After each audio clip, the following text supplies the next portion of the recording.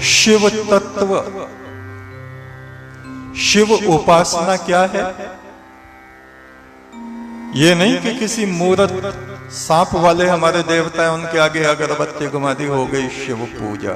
नहीं, हमारे भीतर जो शुभ तत्व हैं,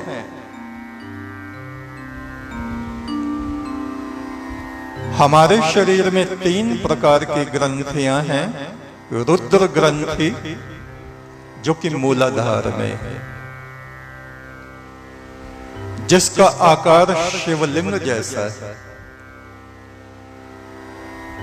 जो हमारे शरीर का आधार है भौतिक पंच तत्वों का।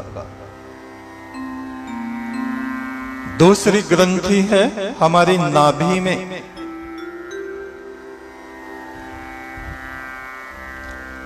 जिसको नारायण ग्रंथि बोलते हैं। और तीसरी ग्रंथि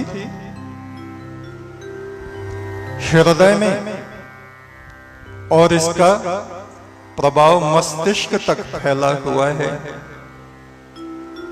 जिसको ब्रह्म ग्रंथि बोलते हैं। रुद्र ग्रंथि में कुंडलनी शक्ति जिसको कहते हैं, वो सुप्त अवस्था में रहती है। यानी हमारी क्षमताएं, हमारे गुण,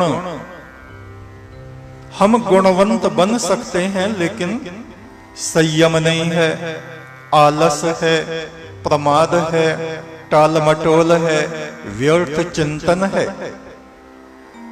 इसलिए हम शिव नहीं बन पाते, न अपने जीवन का कल्याण कर पाते हैं, न दूसरों का कल्याण कर पाते हैं। शिव भूत्वा शिवम यजेत, शिव बन नहीं पाते। अज्ञान, अभाव और शक्तिहीनता, ये 3 दोष हमारे अंदर बने रहते हैं। अज्ञान, ज्ञान के लिए प्रयत्न नहीं करते। जीवन में बहुत से अभाव बने रहते हैं, क्योंकि हम उनके लिए उद्योग नहीं करना चाहते। बस आलस है तो आलस में पड़े, अरे क्या है, बहुत है, बहुत है, बहुत है, क्या करना। पहुंचने वाले पहुंच गए भवसागर के पार, और हम आलस में पड़े हैं। तू क्या मुर्दा सा पड़ा, लगा कौन सा रोग?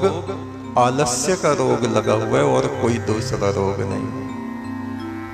अभाव, जीवन में अभाव बने रहते हैं, और शक्तिहीनता हम में बनी रहती है। हमारे भीतर तीसरा नेत्र है मस्तिष्क में। ध्यान के द्वारा जब वो जागृत होता है, तो हमारे दोष भस्म होने लगते हैं।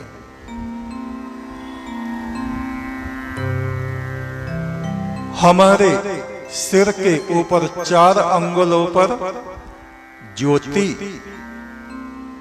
का घेरा रहता है, जिस ज्योति से किरणें, अमृत कण हमारे भीतर बहते रहते हैं, आते रहते हैं शरीर में,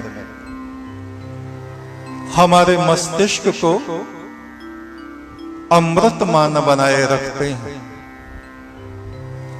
तीसरे ही नेत्र के निकट चंद्रमा है,